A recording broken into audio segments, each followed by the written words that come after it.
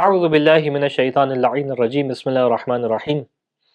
ایک اہم ترین سوال، اور وہ سوال یہ ہے کہ کیا وجہ ہے کہ انسان تقلید کرے کسی مجتہد کی؟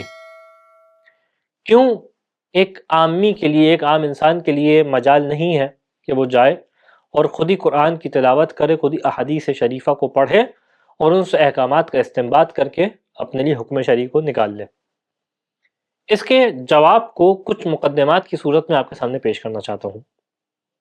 پہلا مقدمہ یہ ہے کہ انسان یہ بات جانتا ہے کہ خدا نے کچھ احکامات ہیں جو انسانوں کے اوپر لازم قرار دیے ہیں، جس کو ضروری ہے کہ انسان انجام دے۔ اچھا، یہ ضروری کیوں ہے انجام دینا؟ اس کی دو اہم ترین وجہ ہے کہ پہلا تو خالق ہونے کا تقاضا یہ ہے، اور ہمارا مخلوق ہونے کا تقاضا یہ ہے کہ مخلوق خالق کے احکامات کو انجام دے۔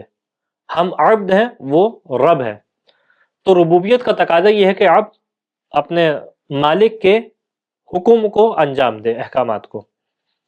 دوسرا اہم ترین جواب یہ ہے کہ اگر ہم نے یہ انجام نہیں دیے تو ہمارے پاس خدا کا وعدہ موجود ہے جو عذاب الہی کی صورت میں ہے، تو لہٰذا عذاب سے بچنے کے لیے ہمیں ان احکامات کو انجام دینا ہے۔ دوسرا اہم ترین مقدمہ یہ کہ جب ہم نے یہ جان لیا کہ ہمیں ان کو انجام دینا ہے، تو اب ان کو ایسے ہی انجام نہیں دینا، بلکہ ان کو انجام دینے کی کیفیت ایسی ہونی چاہیے کہ ان کو صحیح طریقے سے، جس طریقے سے اللہ نے ہم سے مطلوب کیے ہیں، ہم سے مانگے ہیں، ہم ان کو اسی طریقے سے انجام دیں۔ اگر خدا نے نماز کو وضو کے ساتھ مانگا ہے تو ہم بغیر وضو کے پڑھیں گے تو اس کا حکم ادا نہیں ہوگا۔ اگر نماز کے اندر سجدے کو قرار دیا ہے تو اگر بغیر سجدے کے نماز پڑھی جائے گی تو یہ نماز خدا کی بارگاہ میں قابل قبول نہیں ہوگی۔ تو اس کا مطلب یہ ہے کہ صرف احکامات کو انجام نہیں دینا، ان کو ادا نہیں کرنا واجبات کو، بلکہ اسی طریقے سے انجام دینا ہے، اسی صحیح طریقے سے جیسے خدا نے واجب قرار دیے ہیں۔ پھر تیسرا اہم ترین مقدمہ، بس کیونکہ اب ہمیں ان احکامات کو صحیح طریقے سے انجام دینا ہے تو ہمیں ان کی تفاصیل معلوم کرنی پڑیں گی کہ کس چیز کو کیسے انجام دیا جائے۔ جب انسان اس مرحلے تک پہنچتا ہے تو اب اس کے سامنے دو زمانے دکھائی دیتے ہیں۔ ایک زمانہ ہے جو رسول خدا صلی اللہ علیہ وآلہ وسلم کا زمانہ ہے، ائمہ علیہ السلام کا زمانہ ہے، کہ جس میں انسان براہ راست یا کسی واسطے کے ذریعے سے امام سے اس مسئلہ شرعی کو معلوم کر لیتا تھا۔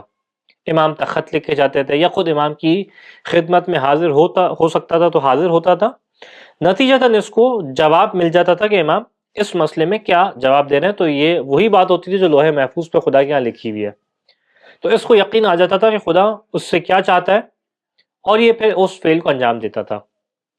لیکن جیسے جیسے زمانہ گزرا اور زمانہ غیبت آیا تو اب وہ علم کا دروازہ بند ہو گیا اور ہم اس ایسے زمانے میں آ گئے کہ جہاں براہ راست امام سے علم کو حاصل نہیں کیا جا سکتا۔ لیکن اس صورت میں بھی ہمیں اس بات کا علم ہے کہ اللہ نے احکامات کو واجب ہی رکھا ہے، ایسا نہیں ہے کہ زمانہ غیبت آئے تو احکامات ختم ہو گئے۔ اتنا تو ہمیں علم ہے، اتنا تو یقین ہے۔ جب انسان اس کیفیت تک پہنچے گا تو اب ان احکامات کو انجام دینے کے لیے بھی اس کو تفاصیل معلوم کرنی پڑیں گی۔ اچھا، اب یہ تفاصیل کیسے معلوم ہوں؟ اس کے لیے ضروری ہے انسان کو کہ کم از کم اپنے حساب سے مکمل ایک کوشش کو انجام دے، کیونکہ براہ راست امام سے تو حکم کو نہیں لے سکتا۔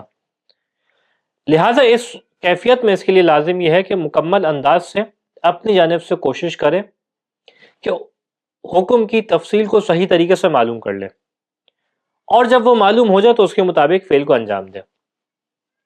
یہ کوشش کہاں ہو سکتی ہے، کیسے ہو سکتی ہے؟ یہ قرآن کریم کی تلاوت کے ذریعے سے، قرآن کریم میں جو خدا نے احکامات کو بیان کیا ہے اس کو پڑھنے کے ذریعے سے ہو سکتی ہے، اور ائمہ علیہ السلام میں جو روایات ہم تک پہنچی ہیں ان روایات کے ذریعے سے ہم معلوم کر سکتے ہیں کہ خدا نے کس عبادت کی کیسی تفصیل ہم سے چاہیے۔ لیکن اس مرحلے پہ انسان کے لیے ایک مشکل درپیش ہوتی ہے کہ جب انسان روایات سے تعامل کرتا ہے، قرآن سے تعامل کرتا ہے، قرآن کو پڑھتا ہے، اس سے استنباط کرنا چاہتا ہے، روایات سے استنباط کرنا چاہتا ہے، تو ایک مشکل ہوتی ہے شدید جو اس مرحلے پہ آ کے انسان کو پیش آتی ہے۔ اور وہ مشکل یہ ہوتی ہے، بلکہ مشکل نہیں، مشکلات ہوتی ہیں. اس میں سب سے پہلی مشکل تو رجالی مشکل ہوتی ہے کہ ہم جس زمانے میں زندگی گزار رہے ہیں یہ اس میں 1000 سال سے زیادہ کا فاصلہ ہے ائمہ علیہم السلام کے زمانے سے. تو اب جب اتنا طویل فاصلہ آ گیا ہے تو ہمیں یہ کیسے معلوم چلے کہ جو روایت ہم پڑھ رہے ہیں یہ واقعی امام نے بیان بھی کی ہے یا امام سے جھوٹ باندھا گیا ہے؟ کیونکہ کئی ایسے واقعات ہمیں دکھائی دیتے ہیں، خود ائمہ علیہم السلام نے کئی موقع پہ تنبیہ بھی کی کہ کئی مقامات پہ ائمہ علیہم السلام سے جھوٹ باندھا جاتا تھا، وہ بات کہ جو امام نے کی ہی نہیں ہے. کوئی شخص اپنے ذاتی مفاد کے لیے، اپنے ذاتی فائدے کے لیے امام سے اس بات کو منسوب کرتا. مقصد کیا ہے کہ ایک ذاتی فائدہ، اگرچہ بہت وقتی فائدہ ہے، وہ حاصل ہو جائے. اب اس قسم کی مشکلات ہیں تو اس کے اندر اس کا مطلب ہے جو روایت ہمارے پاس ہیں اس میں ہمیں شک ہے، ڈاؤٹ ہے کہ کوئی روایت ہے جو صحیح ہے، کوئی روایت ہے جو صحیح نہیں ہے. لہٰذا ہم تمام روایات کے اوپر عمل نہیں کر سکتے اور تمام روایت کو چھوڑ بھی نہیں سکتے، کیونکہ اگر یہ چھوڑ دیا تو پھر دین کہاں سے حاصل کریں گے، کیونکہ انہی کے اندر ہیں جو بعض روایات صحیح بھی ہیں. لہٰذا ایک علم ایجاد ہوا جس کو علم الرجال کہا گیا، کہ جو اسناد کے بارے میں علم تھا، جو اس چیز کے بارے میں علم تھا کہ کون سی بات، کون سا راوی جو کہہ رہا ہے وہ صحیح بات کہتا ہے اور کون سا راوی جھوٹ کہتا ہے. ایک طویل علم ہے، کئی راویان ہیں اس کے اندر، کئی سو راویان کہ جن کے بارے میں تحقیق ہوتی ہے، جن کے بارے میں ان کے احوال کو دیکھا جاتا ہے اور پھر فیصلہ کیا جاتا ہے کہ ان سے روایت کو لیں یا نہ لیں. تو پہلی مشکل یہ ہے. تو اگر انسان چاہتا ہے کہ اگر روایات اور قرآن سے دلیل کو پیدا کرے تو دلیل میں تو پھر دلیل ہونی چاہیے، صرف مسمى بدلیل تو نہیں ہونی چاہیے. صرف ایسا تو نہیں ہے میں ایک چیز کو دلیل کہہ رہا ہوں جبکہ وہ ضعیف ہو. تو اگر مدلل چیز چاہتا ہے تو پھر یہ مسائل اس کے سامنے ہیں. دوسرا اہم ترین مشکل اور وہ ہے زبان کی مشکل، خاص کر نان عرب افراد کے لیے، اور خود یہ مشکل عرب افراد کے لیے بھی ہے کہ جو ہمارے پاس قرآن کی عربی موجود ہے، روایات کی عربی موجود ہے، یہ 1400 سال پرانی عربی ہے. اور خاص طور پہ ہم جو کہ عربی سے واقف ہی نہیں ہیں، ان کے لیے تو پہلا مرحلہ یہ ہے کہ عربی کو سیکھیں، عربی کو جانیں. دوسرا مرحلہ یہ ہے کہ اس عربی کے مفاہیم کو سمجھیں کہ جس کا تعلق 1400 سال پہلے سے ہے، جو آج کی نئی عربی نہیں ہے. تو یہ ایک مشکل ہے. اسی وجہ سے بعض اوقات تو یہ عرب کے لیے بھی مشکل ہے کہ ایسا نہیں ہے کہ عرب بھی روایات پڑھے تو ہر روایت کو بہترین انداز سے سمجھ جائے گا کیونکہ عرب ہے وہ، نہیں، بلکہ کیونکہ آج کی زبان کے محاورات اور ہیں، اس زبان کی محاورات اور تھے، تو لہٰذا یہ مشکل پیش آئے گی. تو انسان کو زبان کے اوپر بھی مہارت حاصل کرنی پڑے گی، اور نہ صرف یہ کہ اس کے اوپر مہارت حاصل کرنی پڑے گی بلکہ اس کے اندر بھی صاحب رائے بننا پڑے گا. یعنی ایسا نہیں ہے کہ آپ نے ایک لغت اٹھائی، لغت اٹھا کے آپ نے کسی بھی روایت سے استدلال کر لیا، بلکہ یہ بھی جانچنا پڑے گا لغت صحیح بیان کر رہی ہے، غلط بیان کر رہی ہے. ایک سے زیادہ ایک معنی کے بارے میں لغات موجود ہیں، نحویوں کے بارے میں، یعنی جو عربی قواعد بیان کرتے ہیں، ان کے پاس مختلف الفاظ کے لیے، مختلف جملات کے لیے اگر اختلاف موجود ہے تو یہ فیصلہ کرنا پڑے گا کون سی لغت صحیح ہے، کون سا نحوی صحیح ہے. تو صرف زبان کے قواعد کو جاننا نہیں ہے بلکہ ان کے اختلافات میں کسی رائے کو اختیار بھی کرنا ہے، تو اس کے لیے بھی اجتہاد کرنا پڑے گا. پھر اس کے بعد اہم ترین مسئلہ کہ اگر بالفرض کوئی شخص اس اعتبار سے مشکل کو حل کر لے کہ رجال کی اور علم رجال اس کے پاس آ جائے، عربی کے اعتبار سے مشکل کو اپنے لیے آسان کر لے، یہاں پہ پھر ایک اور مشکل آتی ہے. اور اگلی مشکل انسان کے لیے یہ ہے کہ ہمارے پاس روایات میں اصولی اعتبار سے کئی مسائل ہیں. کیا مطلب؟ کہ ہمیں بعض اوقات ایسا دکھائی دیتا ہے کہ ائمہ علیہ السلام وہ ہیں جن کا کلام انتہائی دقیق ہوا کرتا تھا. ایک دفعہ میں آپ کلام کرتے ہیں تو بعض اوقات اپنے کلام میں ناظر بھی نہیں ہوتے، متوجہ بھی نہیں ہوتے، کتنی غلط باتیں کہہ کے چلے جاتے ہیں. جبکہ معصوم کا کلام ایسا نہیں ہے، وہاں پہ ہر ایک بات، ہر ایک جملہ اپنے صحیح محل پہ ہے، اپنی صحیح جگہ پہ ہے. تو کئی دفعہ ایسا ہمیں دکھائی دیا کہ ایک حکم پہلے موجود تھا، بعد میں اس حکم کو ختم کر دیا گیا، ناسخ ہو گیا. اب انسان بظاہر دونوں روایات کو دیکھے تو ایک روایت اس حکم کو بیان کری جو منسوخ ہو گئی ہے، اور ایک روایت اس حکم کو بیان کری جو جدید حکم ہے. لیکن کیسے فیصلہ ہو، یہ ایک مشکل کہ وہ حکم ناسخ ہوا بھی ہے یا نہیں ہوا، منسوخ ہوا ہے بھی یا نہیں ہوا، یہ فیصلہ کیسے ہو. پھر مثال کے طور پہ ایک ہی موضوع کے بارے میں دو مختلف ائمہ علیہم السلام سے دو مختلف روایات ملتی ہیں، یا بعض اوقات ایک ہی امام سے ایک ہی حکم کے بارے میں، ایک ہی موضوع کے بارے میں دو روایات ہیں، دو مختلف حکم ہیں، اور بظاہر روایت دیکھا جائے تو صحیح سند بھی ہے۔ اس مشکل کو کیسے حل کیا جائے کہ جہاں روایات میں تعارض ہے، ادلہ میں تعارض ہے، کیونکہ دونوں روایت صحیح ہیں، صحیح و سند ہے۔ اچھا یہاں پہ پھر صحیح و سند ہونے کا معنی یہ نہیں ہے کہ حتمی طور پہ ہمیں 100% یقین آئیے کہ امام سے صادر ہوئی ہے، یہاں پہ یقین مرحلہ نہیں ہوتا، یہاں پہ تو صحیح و سند ہے، یعنی ہمیں بس عمل کرنے کے لیے ایک ہمیں دلیل مل گئی ہے عمل کرنے کے لیے۔ تو اس مرحلے کو کیسے حل کیا جائے کہ کون سی روایت کو لیا جائے، کون سی روایت کو چھوڑ دیا جائے، یہ ایک مشکل پیش آتی ہے۔ اسی طریقے سے کبھی یہ بھی مشکل پیش آتی ہے کہ امام نے کوئی حکم خاص کیفیت کے لیے بیان کیا تھا، وہ حکم عمومی نہیں تھا، اس کی پہچان کیسے ہو؟ مثال کے طور پہ کبھی تقیہ کے مورد میں امام نے کوئی حکم بیان کیا، اب لیکن ہر حکم کو تقیہ کے اوپر تو حمل نہیں کیا جا سکتا، تو کیسے پہچان کریں کون سا حکم تقیہ کے لیے ہے، کون سا حکم غیر تقیہ کے لیے ہے؟ یا کوئی حکم ہے خاص مقام کے لیے امام نے قرار دیا، یہ کیسے فیصلہ کیا جائے؟ تو یہ انسان کو یہاں پہ جہد کرنی پڑے گی، محنت کرنی پڑے گی، ان اصولی مباحث کو حل کرنا پڑے گا۔ پھر اسی طریقے سے ایک اور مشکل پیش آتی ہے، میں کچھ مشکلات پیش کروں، اس کے علاوہ مشکلات تو بہت ہیں، کہ ایک لفظ ہے اس کے ایک سے زیادہ معنی ہے۔ اب امام نے اس لفظ کو استعمال کیا اور روایت جو ہم تک پہنچی اس میں کوئی قرینہ موجود نہیں ہے،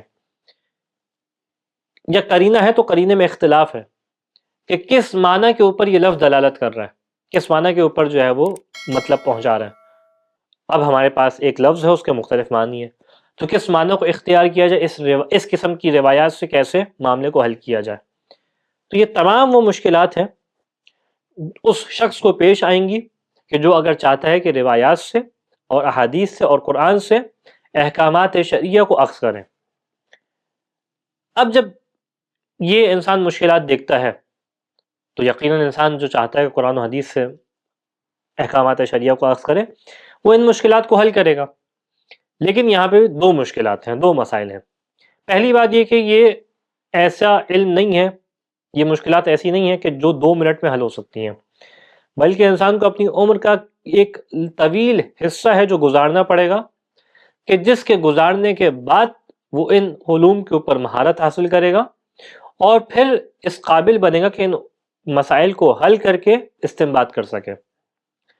اب یہ جو شخص ہے جو اپنے زندگی کا کئی سال اس کام میں لگا رہا ہے، تو جتنے سال اس نے ان علوم کو حاصل کرنے میں لگایا ہے، ایسا تو نہیں ہے کہ اتنے سال تک یہ عمل نہیں کرے گا، اتنے سال تک اس کے اوپر کوئی شے واجب نہیں ہے، نہیں، واجبات تو ابھی بھی اس کے اوپر ہیں، تو اتنے سال اعمال کو کیسے انجام دے، پہلا مسئلہ۔ دوسرا مسئلہ یہ ہے کہ یہ علوم اتنے پیچیدہ ہیں، اتنے دقیق علوم ہیں کہ ایسا بھی نہیں ہو سکتا کہ تمام لوگ اپنے کام و کاج کو چھوڑ دیں، جاب نہ کریں، کوئی ڈاکٹر نہ بنے، کوئی انجینئر نہ بنے، کوئی آرکیٹیکٹ نہ بنے، تمام لوگ تمام چیزوں کو چھوڑ دیں اور سب جو ہے علم دین حاصل کریں، یہ بھی نہیں ہو سکتا۔ تو اب اس کو مسئلے کو کیسے حل کیا جائے؟ اگر یہ بات واضح ہے تو اب ہم آتے ہیں دنیا کس طریقے سے چلا کرتی ہے۔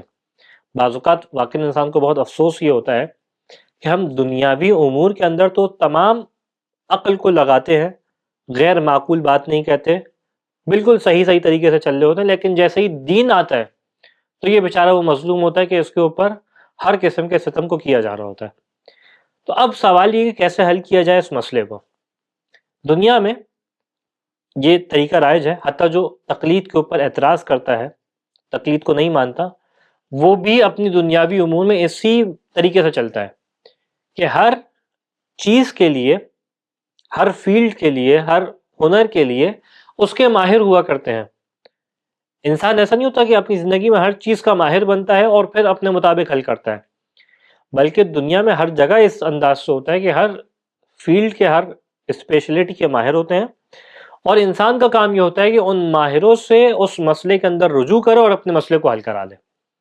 مثال کے طور پہ آپ بیمار ہوتے ہیں تو ایسا نہیں ہے کہ پہلے ڈاکٹر بنتے ہیں اور پھر اپنا علاج کرتے ہیں۔ آپ کا بچہ بیمار ہوتا ہے تو ایسا نہیں ہے پہلے خود ڈاکٹر بنیں گے پھر علاج کریں گے، بلکہ آپ آسان اپنی زندگی کریں گے، آپ جو کام کر رہے ہیں وہ کرتے رہیں گے، ڈاکٹر کے پاس جائیں گے جس نے اپنی زندگی کو اسی کام کے لیے وقف کر دیا، اس سے جائیں گے، مسئلہ معلوم کریں گے، دوا لیں گے، واپس آ جائیں گے، اعتراض نہیں کریں گے کہ ڈاکٹر کے پاس کیوں جاؤں۔ اسی طریقے سے دین ہے، جہاں ہر قسم کے مختلف شعبے ہوتے ہیں، دین بھی ایک شعبہ ہے. یہاں پہ بھی کچھ ماہر افراد ہوتے ہیں کہ جنہوں نے اپنی زندگی کو مکمل وقف کیا ہوتا ہے علوم آل محمد کو سمجھنے کے لیے، روایات کو سمجھنے کے لیے. تمام روایت پڑھ چکے ہوتے ہیں، ان کی اسناد کو دیکھ چکے ہوتے ہیں، ان کو سمجھ چکے ہوتے ہیں. اس قسم کے جو افراد ہیں ان کو مجتہد کہا جاتا ہے. اور یہ اس قابل ہوتے ہیں کہ جنہوں نے اپنے زندگی کے 20 30 50 سال لگائے ہوتے ہیں، جس کے بعد اس صلاحیت کو حاصل کیا ہوتا ہے کہ قرآن سے اور روایات سے حکم شرعی کو نکال سکیں. لہذا انسان بھی اپنی زندگی آسان کرے کہ ان کے پاس جائے اور جانے کے بعد مسئلہ معلوم کر لے. اچھا، اب جو شخص ان کے پاس جائے گا اور ان سے اپنا مسئلے کو معلوم کرے گا، تو یہاں پہ شرط یہ ہے کہ یہ دین کے ماہر ہوں. یعنی مثال کے طور پہ آپ کے پاس 2 ڈاکٹر ہیں، آپ جب ان کے پاس رجوع کرتے ہیں، ان کے پاس جاتے ہیں، تو یہ تو دیکھ کے نہیں جاتے ان ڈاکٹروں کے اندر سیاست کے اندر کون ماہر ہے، نہ ہی آپ یہ دیکھ کے جاتے ہیں کہ ان ڈاکٹروں کے اندر معاشیات کے اندر کون ماہر ہے. 2 ڈاکٹر ان میں سے انجینئر کون ہے اور نان انجینئر ڈاکٹر کون ہے، آپ یہ نہیں دیکھتے. آپ یہ دیکھتے ہیں کہ ان ڈاکٹروں میں ڈاکٹری کے اندر ماہر کون ہے. تو دینی مسائل کے اندر بھی اسی انداز سے کہ جب انسان کسی ایسے شخص کے پاس رجوع کرے گا کہ جس نے علوم آل محمد کو جانا ہے، علوم آل محمد کو سمجھا ہے، تو اب وہ یہ نہیں دیکھے گا کہ ان کے اندر دین اور علوم آل محمد کے سے ہٹ کے کون شخص ہے جو ماہر ہے، بلکہ یہ دیکھے گا کہ علوم آل محمد کون بہتر انداز سے سمجھتا ہے. تو شرط یہ ہے کہ جس کے پاس جائے انسان، وہ یہ دیکھا جائے کہ علوم آل محمد کو سمجھنے میں کتنی مہارت رکھتا ہے. اب یہاں پہ مرحلہ یہ آتا ہے کہ انسان یہ کیسے معلوم کرے کہ علوم آل محمد میں کون سا شخص ہے جو ماہر ہے. اور اس مشکل کا حل دنیاوی مشکلات سے بازو کا تھوڑا ہٹ کے ہوتا ہے. دنیاوی علوم کے اندر ایک آسانی ہمارے پاس یہ ہوتی ہے کہ دنیاوی علم جو بھی ہوتا ہے اس کے نتائج بہت ظاہر ہوتے ہیں، لیکن دین میں نتائج ظاہر نہیں ہیں. مثال کے طور آپ دنیاوی کسی علم کی جانب نگاہ کریں، ڈاکٹر کو دیکھیں، تو ایک آپ کے پاس علامت ڈاکٹر کے ٹھیک ہونے کی یہ ہو سکتی ہے کہ بدن دیکھ لیں کہ اس کا ٹھیک ہو گیا، اگرچہ یہ بھی صحیح ترین علامت نہیں ہے. اور بعض اوقات کو ڈاکٹر بھی اس کی نفی کر رہے ہوتے ہیں کہ آپ کو بظاہر لگ رہے ہیں ٹھیک ہو گئے، لیکن ایک لمبی بیماری آپ کو جسم میں ڈال دی. لیکن انسان کسی حد تک یہ فیصلہ کر سکتا ہے ڈاکٹروں کو دیکھ کے کہ وہ ڈاکٹر ہے جس کی دوا کام کرتی ہے، ڈاکٹر ہے جس کی دوا کام نہیں کرتی. اسی طریقے سے باقی فیلڈز کے اندر بھی آ جائیں. مکینک ہے، کار ہے، آپ گاڑی دکھانے جاتے ہیں مکینک کے پاس، تو آپ یہ دیکھتے ہیں کون سا مکینک ہے جس کے کام کرنے کے بعد گاڑی ٹھیک چلنے لگی، کون سا مکینک ہے جس کے کام کرنے کے بعد گاڑی صحیح نہیں چل رہی. تو اس انداز سے آپ اپنے نتائج کو دنیا کے اندر ظاہری نگاہوں سے دیکھتے ہیں، محسوس کرتے ہیں اور اس کے مطابق اپنے امور کو چلاتے ہیں. لیکن دین کے اندر ایک مشکل ہے، اور دین کے اندر مشکل یہ ہے کہ انسان اس طریقے سے چیزوں کو نہیں چلا سکتا. کیوں نہیں چلا سکتا؟ کیونکہ اس کے نتائج سامنے دکھائی نہیں دیتے. آپ ایک شخص نماز پڑھ رہا ہے، غلط پڑھ رہا ہے، آپ صحیح نماز پڑھ رہے ہیں، آپ کو بھی قیامت تک نہیں پتہ چلے گا کہ آپ کی نماز صحیح ہے غلط ہے. اس شخص کو بھی نہیں پتہ چلے گا. جب انسان مرے گا، روز محشر خدا کے سامنے پیش کیا جائے گا، اعمال کا حساب کتاب ہوگا، پھر پتہ چلے گا کون صحیح تھا کون غلط تھا. عقائد میں بھی ایسا ہی ہے اور احکامات کے اندر بھی ایسا ہی ہے. تو لہٰذا دین کے اندر تو یہ آپشن نہیں ہے کہ ظاہری طور پہ نتائج ہوں جس کے ذریعے سے ہمیں معلوم ہو جائے کہ کون ٹھیک ہے کون غلط ہے. لہٰذا اس کے اندر ضروری ہوتا ہے کہ انسان محض عقلی طریقے سے معلوم کرے کون وہ شخص ہے کہ جس کے ٹھیک ہونے کا احتمال سب سے زیادہ ہے، اور جو علوم کو سمجھنے میں سب سے زیادہ مہارت رکھتا ہے یہ صرف عقلی طریقے سے معلوم کر سکتے ہیں. عقلی طریقہ کیا ہے انسان کا؟ دین کے اندر بھی ایسا ہی ہے، اور صحیح طریقے سے باقی علوم کے اندر بھی انسان کو اسی انداز سے کرنا چاہیے. اور وہ یہ ہے کہ انسان معلوم کرے ایک ایسے شخص سے جو اسی ہنر کے اندر، اسی فیلڈ کے اندر اپنا کئی وقت لگا چکا ہے. مثال کے طور پہ آپ کو معلوم کرنا ہے کہ ڈاکٹر کون سا سب سے اچھا ہے، تو سب سے صحیح ترین طریقہ اس کا یہ ہے معلوم کرنے کا، اگرچہ احتمال خطا تو موجود ہے لیکن پھر بھی سب سے صحیح ترین طریقہ یہ ہے کہ انسان مختلف ڈاکٹروں کے پاس جائے جو پڑھے لکھے ڈاکٹر ہیں، قابل ترین ڈاکٹر ہیں، اور ان سے جا کے پوچھے کہ آپ یہ بتائیں کہ فلانے مرض کے لیے کون سا ڈاکٹر ہے جو سب سے زیادہ بہترین شمار کیا جاتا ہے. اور یہ مختلف ڈاکٹر جس شخص کی جانب رہنمائی کر دیں انسان بھی اسی کی جانب چلا جائے. یہ عقلی طریقہ ہے، معقول ترین طریقہ ہے. دین کے اندر بھی ایسا ہی ہے کہ انسان اگر جاننا چاہتا ہے کون سا مجتہد ہے، دیکھیں سب سے پہلے تو ایک شرط یہ آ جائے گی یہاں پہ کہ جتنے مجتہدین ہیں ان میں انسان دیکھے عادل کون ہے. بغیر عدالت کے تو بات ہی آگے نہیں بڑھ پائے گی. یعنی عادل مطلب کیا کہ کون ہے کہ جو حرام کو انجام نہیں دیتا، واجبات پر اوپر عمل کرتا ہے. کیونکہ اگر انسان عادل ہی نہیں ہے، جھوٹ بولنے والا ہے، تو اس کی بات کا تو بھروسہ پہلے ہی ختم ہو گیا. ہماری بات یہ چلی کہ وہ مجتہدین جو عادل ہیں سب کے سب عادل ہیں. اب یہ کیسے معلوم کریں ان میں سب سے زیادہ پڑھا لکھا کون ہے؟ تو اس کا سادہ ترین طریقہ کیا ہے کہ انسان ان افراد کے پاس جائے کہ جو اسی فیلڈ سے متعلق ہیں، اسی ہنر سے متعلق ہیں، جن کا بوریہ بستر یہی ہنر ہے، یہی علم ہے، اور ان سے جا کے معلوم کرے کہ آپ بتائیں گے سب سے زیادہ عالم، سب سے زیادہ علم رکھنے والا کون سا مجتہد ہے، اور جس کی جانب یہ سب رہنمائی کرتے ہوئے دکھائی دیں آپ اس کے پاس چلے جائیں. البتہ اب یہ افراد کون ہوتے ہیں جن سے معلوم کیا جائے؟ یہ ہر امامے والا، یہ ہر گفتگو کرنے والا، یہ ہر مجلس پڑھنے والا نہیں ہو سکتا، بلکہ یہ کون افراد ہیں جن کو اہل خبرہ اصطلاح میں کہا جاتا ہے؟ یہ وہ افراد ہیں کہ جو خود مجتہد ہوں. اہل خبرہ کے اندر یہ ہر مجتہد اس مرحلے پہ نہیں ہوتا کہ وہ مرجع تقلید بن جائے. حوضے میں انسان دکھتے ہیں کئی افراد ہیں جو بحث خارج دے رہے ہوتے ہیں، خود اپنا بحث خارج دے رہے ہوتے ہیں، لیکن مرجعیت کے لیے آگے نہیں بڑھتے، اس مرحلے تک نہیں پہنچے ہوتے.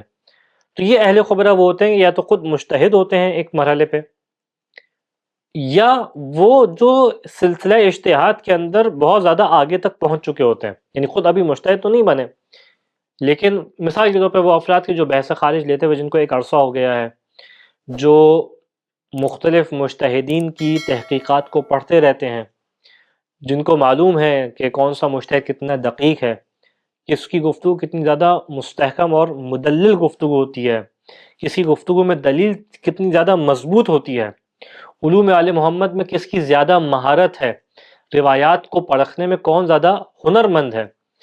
یہ ان معاملات کو سمجھتے ہیں، جانتے ہیں. ان افراد سے انسان معلوم کرے کہ آپ یہ بتائیے کہ کون وہ شخص ہے کہ جو سب سے زیادہ علم رکھنے والا ہے، اور جس کی جانب یہ افراد رہنمائی کر دیں اس کو مان لیں مجتہد. یہ انسان کے لیے آسان ترین طریقہ ہے. اچھا، البتہ شریعت نے یہاں پہ پھر کچھ آسانیاں بھی پیدا کی ہیں. ایک طریقہ یہ ہوتا ہے، ایک طریقہ تو یہ ہے کہ تمام اہل خبرہ سے معلوم کیا جائے، لیکن ایک اور بھی آسان طریقہ ہے کہ انسان کسی دو عادل افراد، لیکن شرط یہ کہ دو ایسے عادل ہوں کہ جو مجتہد کو سمجھنے کی، اس کے عالم ہونے کے بات کو سمجھنے کی صلاحیت رکھتے ہوں. کسی ایسے دو عادل افراد سے معلوم کر لے جس سے اس کو اطمینان آ جائے تو کافی ہے. اس کے بعد ایک اور بھی طریقہ ہے، بلکہ عادل کے اندر اطمینان کی شرط نہیں ہے. اس کے بعد ایک اور طریقہ یہ ہے کہ کسی بھی معقول طریقے سے، غیر معقول طریقہ نہ ہو. یعنی یہ نہ کہا جائے کہ فلانا بندہ جو ہے وہ اس کے گھر کے اوپر سے کبوتر گزرا تھا لہٰذا وہ عالم ہے. یہ کوئی یہ تو غیر معقول طریقہ ہے. معقول طریقے سے، کسی بھی معقول طریقے سے انسان کو اطمینان آ جائے کسی شخص کے اوپر کہ فلانا بندہ وہ ہے کہ جو سب سے زیادہ علم رکھنے والا ہے، تو اس کی تقلید کی جا سکتی ہے. البتہ شرط یہ ہے کہ سیاسیات کے اندر عالم نہیں ہے، معاشیات کے اندر عالم نہیں ہے. عالم کس کے اندر ہے؟ علوم آل محمد کو سمجھنے میں، روایات کو سمجھنے میں، قرآن کو سمجھنے میں ماہر ہے. اس کی جانب انسان اس طریقے سے رجوع کر سکتا ہے. البتہ پھر یہاں پہ مزید تفصیلات ہیں کہ جو مجتہد ہے اس کے اندر کیا کیا صفات ہونی چاہیے جس کی تقلید کی جائے، جس میں عموماً 7 صفات ہیں جو بیان کی جاتی ہیں. پہلا یہ کہ مرد ہو. اب یہ تمام اس کی تفاصیل ہیں جو جس کے اوپر دلیل موجود ہے، لیکن اس کو ان کے وقت کے محل کے اوپر چھوڑ رہا ہوں. کہ مرد ہو، بالغ ہو، عاقل ہو، شیعہ ہو. کون سا شیعہ؟ کہ جو 12 امامی ہو، 12 اماموں کو ماننے والا ہو، حلال زادہ ہو، حرام زادہ نہ ہو.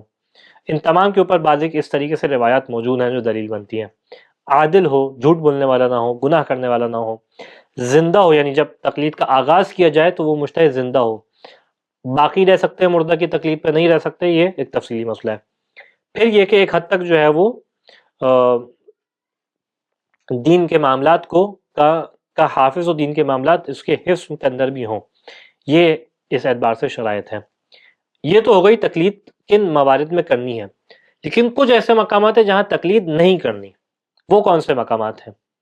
اس میں پہلا مقام یہ ہے کہ انسان عقائد کے اندر تقلید نہیں کر سکتا، اصول دین کے اندر تقلید نہیں کر سکتا. یعنی کیا مطلب؟ توحید، عدل، نبوت، امامت، قیامت اور وہ تمام چیزیں جن کا تعلق انسان کے عقیدے سے ہے، عقائد سے ہے، اس کے اندر انسان تقلید نہیں کر سکتا. مطلب یہ کہ خدا ہے یا نہیں، اس کے اوپر انسان یہ نہیں کہہ سکتا کہ فلانا مجتہد کہتا ہے تو میں خدا کو مانتا ہوں. نہیں، انسان کو اپنی عقل کے ذریعے سے خود ہی نتیجے تک پہنچنا ہے کہ خدا ہے یا نہیں ہے. امام علی علیہ السلام خلیفہ جانشین رسول ہیں یا نہیں ہیں، اس کے لیے انسان کو خود اپنی عقل لڑانی پڑے گی، خود ان دلیلوں کو دیکھنا پڑے گا اور اس کے بعد کسی نتیجے تک پہنچے گا. قیامت کا وجود ہے بھی یا نہیں ہے، اس کے لیے تقلید نہیں ہوگی، بلکہ یہ دیکھا جائے گا کہ خود انسان دیکھے گا کیا دلیل ہے قیامت کے اوپر ہمارے پاس، اور اس کے بعد پھر فیصلہ کرے گا. تو ان مقامات پہ تقلید نہیں کرنی، بلکہ اپنی عقل سے انسان کو فیصلہ کرنا ہے. دوسرا مقام کہ جہاں پہ تقلید نہیں کرنی وہ ہے ضروریات دین کا وجوب. یعنی کیا مطلب؟ وہ چیزیں کہ جن کے اوپر تمام مسلمان مسلم ہیں اور تمام ان چیزوں کو مانتے ہیں، اگرچہ تفاصیل کے اندر فرق ہو. مثال کے طور پہ یہ بات کہ نماز واجب ہے، تمام مسلمان مانتے ہیں. کوئی کل ایک مسلمان آ کے بول دے نماز واجب نہیں ہے تو اب اس کی بات کا کوئی اثر نہیں ہوگا، کیونکہ اس کے اوپر تمام امت مسلمہ کا اور تمام مسلمانوں کا طول تاریخ کے اندر اس بات کے اوپر اتفاق ہے کہ نماز واجب ہے، روزہ واجب ہے. یعنی دین کی بدیہیات، وہ بنیادی چیزیں کہ جس کے اوپر کوئی اختلاف نہیں کرتا، روزہ اللہ نے واجب قرار دیا ہے. اس قسم کے جو مسائل ہیں، اگر اس کے واجب ہونے کے ثابت کرنے کے لیے کہ یہ مثال کی نماز واجب ہے بھی یا نہیں، تفاصیل کی بات نہیں کر رہے ہیں، پہلی رکعت دوسری رکعت میں شک ہو جائے تو اس کی بات نہیں کر رہے ہیں، لیکن بات یہ کہ کیا نماز واجب ہے، اس وجوب کو ثابت کرنے کے لیے انسان کو تقلید کی ضرورت نہیں ہے. کیوں یہاں پہ تقلید کی ضرورت نہیں ہے؟ کیونکہ یہ وہ پہلی بات تو یہ وہ چیزیں ہیں کہ جن کا انکار انسان کو اسلام سے خارج کر دیتا ہے، ضروریات دین کا انکار.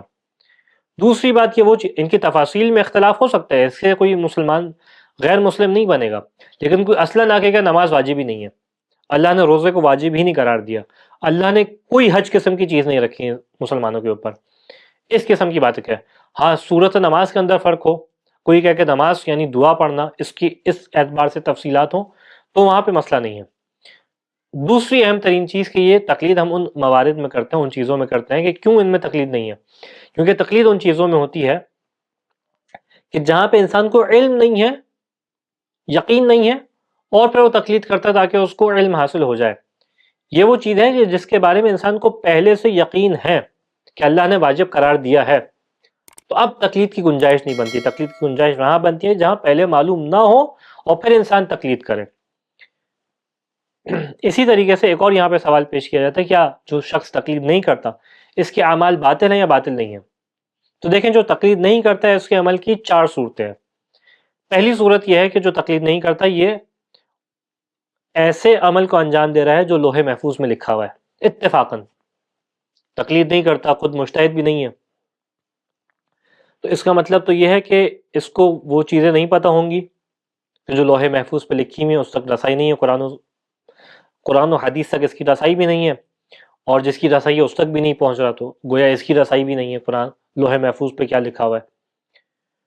نتیجتاً یہ اتفاقاً عمل ایسا کرتا ہے کہ اس کا عمل اس چیز کے مطابق ہو جاتا ہے جو حکم واقعی ہے، جو اللہ نے واقع میں انسان کے لیے قرار دیا، تو اس کا عمل صحیح ہے، اس کا عمل باطل نہیں ہے. دوسری اہم ترین بات کہ یہ احتیاط کے مطابق عمل کرتا ہے، اتفاقاً اس کا عمل احتیاط کے مطابق ہو جاتا ہے. یعنی مثال کے طور پہ ایک شخص ایک بات ہے جس کو مجتہد ایک حرام قرار دیتا ہے، ایک مجتہد ہے جس کو مکروہ قرار دیتا ہے، یہ اس نے اس کام کو چھوڑ دیا اتفاقاً. یا خواتین کے پردے کے اعتبار سے چہرہ ڈھانپنا نہیں ڈھانپنا، اب وہ پہلے سے چہرے کو ڈھانپتی تھی، تو اس کا عمل ایسا تھا کہ تمام مجتہدین کے مطابق ہی تھا، کسی کے مخالف تھا ہی نہیں، اس کا عمل بھی ٹھیک ہے، اس کا عمل باطل نہیں ہے. تیسرا مرحلہ وہ ہے کہ ایک شخص ایسے عمل کر رہا ہے کہ جس کی اس کو تقلید کرنی چاہیے تھی، اس کے مجتہد کے فتوے کے مطابق تھا اس کا عمل، تو یہاں پہ بھی مرحلہ ٹھیک ہو جائے گا، اس کی تقلید، اس کا عمل باطل نہیں ہوگا. چوتھی صورت یہ ہے کہ نہ اس کا واقع کے مطابق ہے، نہ اس کا عمل احتیاط کے مطابق ہے، نہ اس مجتہد کے مطابق ہے جس کی تقلید اس کو کرنی چاہیے تھی، ایسی صورت میں اس کا عمل باطل ہو جائے گا. نتیجہ کیا ہوگا اس کے عمل کے باطل ہونے کا؟ خدا کی بارگاہ میں قبول نہیں ہوگا، اور یہ خدا کی بارگاہ میں عذر بھی پیش نہیں کر سکتا کہ پالنے والے میں نے اپنے حساب سے مکمل کوشش کی تھی کہ اس انداز سے عمل کروں کہ تیری مخالفت نہ ہو۔ یہاں پہ ایک بات ضمنی جو بیان کرنا رہ گئی، وہ یہ کہ انسان یا تو تقلید کر لے، دو آپشن ہے، یا تو تقلید کر لے، تین آپشن ہے بنیادی طور پہ، یا تو خود مجتہد بن جائے، لیکن مجتہد بننے کے زمانے میں بھی اس کو کچھ کرنا پڑے گا، یا تقلید کر لے یا احتیاط کے اوپر عمل کر لے۔ احتیاط کا مطلب کیا ہے؟ احتیاط کا مطلب یہ ہے کہ انسان مختلف مجتہدین کے مسائل کو دیکھے، ان میں دیکھے کہ اختلاف ہے مثال کے طور پہ، اور اس کے بعد اس اعتبار سے عمل کو انجام دے کہ اس کے اندر کسی کی بھی مخالفت لازم نہ آتی ہو۔ مثال کے طور پہ ایک مجتہد ہے جو کہتا ہے کہ روزے میں سر ڈبونا مکروہ ہے، دوسرا مثال کے طور پہ مجتہد کہتا ہے کہ سر ڈبونے سے روزہ باطل ہو جاتا ہے، تو یہ کرے کہ روزے کے اندر سر نہ ڈبوئے، تو اس کا عمل آٹومیٹکلی احتیاط کے مطابق ہو جائے گا، اس کا عمل ٹھیک ہو جائے گا۔ تو تقلید کر سکتا ہے یا احتیاط کے اوپر عمل کر سکتا ہے۔ خدا مند متعال سے دعا ہے کہ ہمیں اس بات کی توفیق عنایت فرما کہ ہم تیری بارگاہ میں بہترین انداز سے اعمال کو انجام دے سکیں، بہترین طریقے سے اس بات کے اوپر عمل کر سکیں کہ اپنے زمانہ غیبت کے اندر وہ ذمہ داری ہم سے ادا ہو سکے کہ جس ذمہ داری کو تو نے ہمارے اوپر قرار دیا۔ وآخر الدعوانا ان الحمد للہ رب العالمین۔